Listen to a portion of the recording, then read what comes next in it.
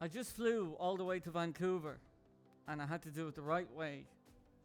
As you can guess, I booked a business class trip.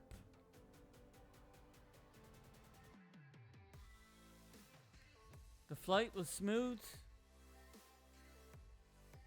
the views were incredible, and the extra legroom and business class service was money well spent.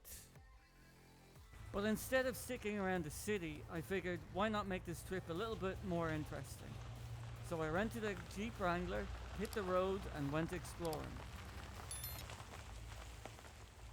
No, I didn't travel all the way to Canada just to rent this car, but it's a nice byproduct of my little holiday to see my sister, her newborn daughter, and her husband-to-be.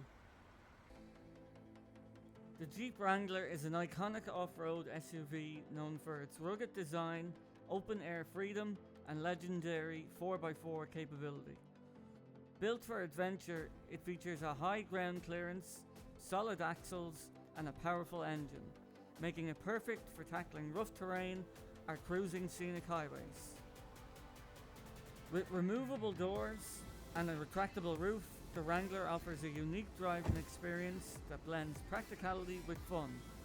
Whether you're navigating city streets or exploring the great outdoors, the Wrangler delivers a mix of versatility, durability, and adventure-ready performance.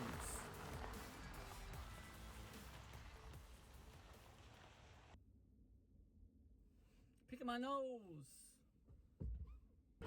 After a brief intermission, I had to go and try and find a phone mount for this camera. The phone mount didn't work, so I have the camera propped up against something on the dash. Hopefully it doesn't fall over. You join me today. We are heading to a place called Deep Cove in North Vancouver. Like I said at the start of the video, I didn't come all the way over to Canada just to rent a car and go for a drive, but it fell nicely in place that I was able to rent this 2022 Jeep Wrangler. A Jeep Wrangler has always been on my list of cars that I wanted to own, along with a Porsche 911, of course. A neighbour beside an apartment where I used to live had I think it was a 2010 Jeep Wrangler, and I always had an admiration for that car, and I just kept saying to myself, I'm going to own one of them. So when the opportunity came up to rent one of these, I jumped at it, and so far so good. One of the things I have noticed while being in Vancouver and driving a Jeep is that other Jeep users see you and they give you a wave, a devil horns sign, or a thumbs up, or just a simple hello when you're driving around. Apparently it's called being ducked, D-U-C-K-E-D, ducked. Apparently it's a thing over here. I'm not too sure if it's something similar in other parts of the world. It's definitely not at home. Maybe because I don't own a Jeep, I don't see it, but it might be something that's only strictly Canadian. So one of the main differences of driving in Canada compared to Ireland, of course, is that they drive on the right hand side of the road in Canada. Now, I've driven in California before, in the United States, and it's been fine. Once you're on the motorway, it's pretty much straight road, so there's not too much that can go wrong.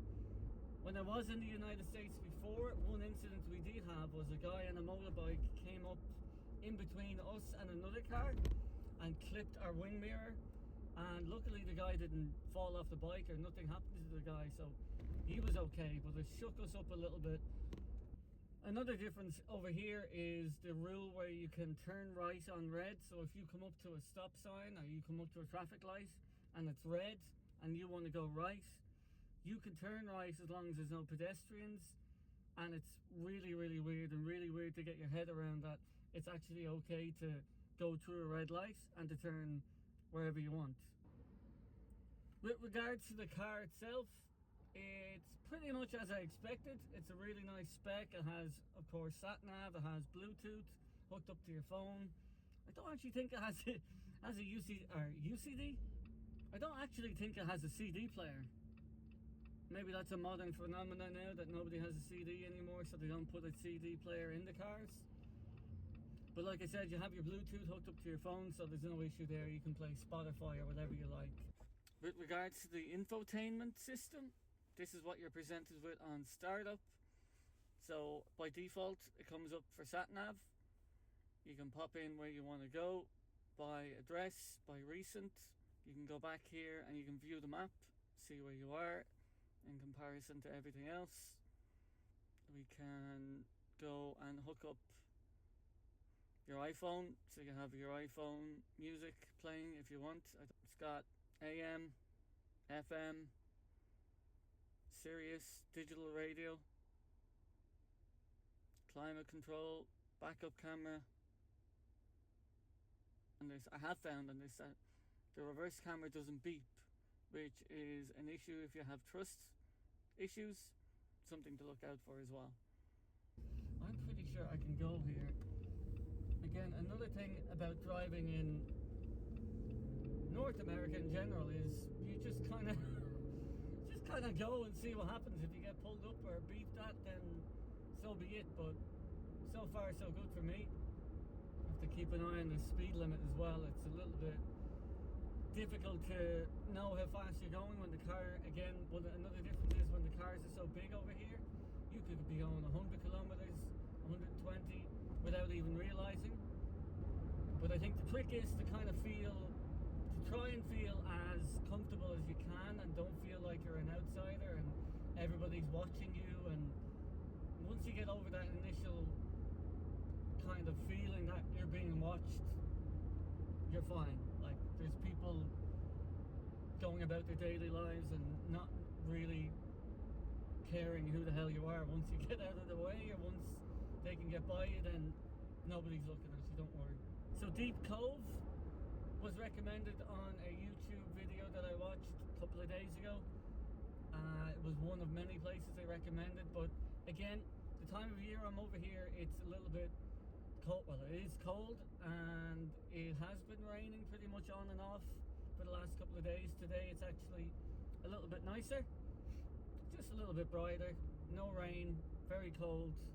And Deep Cove probably would be a bit nicer to go in the middle of summer. Might be a bit busier as well. I'm gonna head up there, maybe grab a coffee, see the sights, see what is so special about it. It's mainly like a seaside little alcove that comes in off the coast, from what I've read anyway. It comes in off the coast and it's more picturesque than anything else. My sister said there's not really much to do up there, so we'll go up and have a look. There's a nice Porsche. Lovely. The Jeep Wrangler is, of course, automatic. Being in America, every car seems to be automatic, but it's probably going to be the way of the world in a couple of years with everything going electric. The story of how I rented this car is actually quite interesting. Initially, I wanted to stay with the well-known rental agencies like Enterprise or Hertz, but they just didn't have anything like this available. I actually booked a Jeep Wrangler for rental in Hertz, around the corner from where my sister lived, but they actually didn't have any. Once I showed up, they said, oh, we tried calling you, but there was no answer, and blah blah blah. What happened next was my sister recommended an app which she described as the Airbnb for cars. Now, on the app, you can browse whatever cars are available in your area.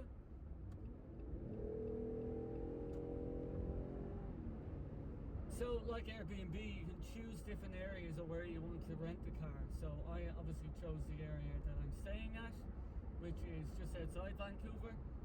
And it gave me a list of cars that were available.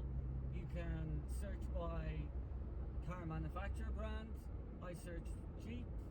Well, I actually first searched Porsche, but the Porsche prices were through the roof, so I didn't bother with that. Then I looked at the Jeep options, and this 2022 Jeep was available.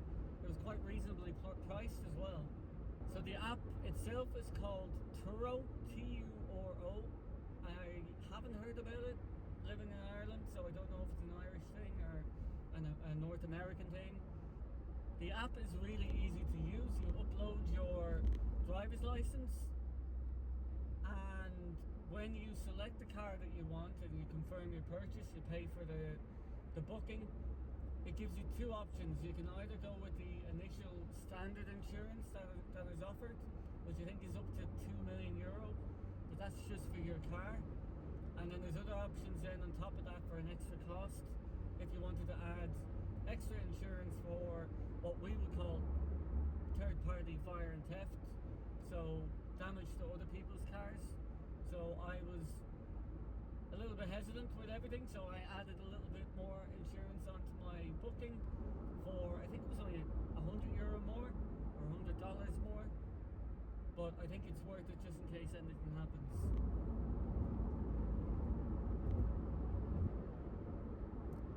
There's one thing I will say about the Jeep Wrangler is because of the way it is designed and because of the way the roof is actually put on, it's essentially bolted on and screwed on, so it can be taken off whenever you desire. But when you're driving along, there's a lot of outside noise coming through, such as wind and other cars driving by. So I don't know if it's coming through on the camera, but as I'm driving along, I can hear a lot of what's going on outside.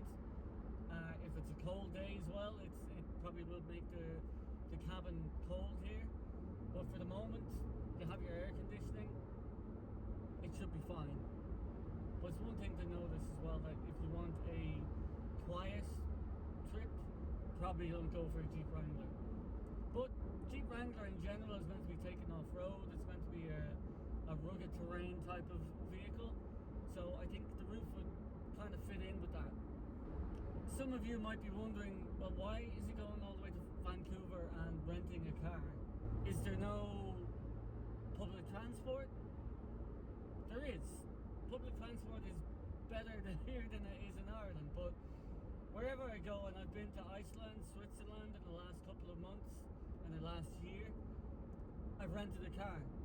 I think just the ease of accessibility to go wherever you want, and maybe to feel a little bit like a local as well, where you can jump in the car and run down to the shops or do whatever you want. Also for me, I just like driving. I probably get it from my dad. I know my dad used to drive up to the middle of nowhere to a car meet, do a lap at the car park, and then drive all the way back. And people are going, why did Joe come all the way up just to go all the way back down? But I think that was the point of it. He liked to drive. He liked getting into a car, driving somewhere, getting there, and then driving all the way back. It wasn't necessarily where you were going, it was the actual drive itself. So I think that some of that kind of rubbed off on me. I love driving. I don't like sitting in traffic, but I like driving. And somewhere here in the middle of the day, there's no traffic. It's a nice drive, big motorway. I love it. This is a holiday for me, weirdly. Another thing that I've noticed over here is just the sheer size of all the cars that are on the road. They are massive, absolutely huge. There's no need for them to be that big. My sister's fiance has a big Ford F-150, and when you get into them, your passenger or the driver is like 2 or 3 feet away from you. There's so much distance and so much room in these cars, it's ridiculous. After an hour of talking rubbish to the camera, I arrived in Deep Cove. Deep Cove is one of Vancouver's most peaceful hidden gems. I'm here in the off-season, and honestly, it's the best time to visit. No crowds, no rush, just the sound of the water, the clear mountain air, and that small town charm. Deep Cove sits at the easternmost edge of North Vancouver.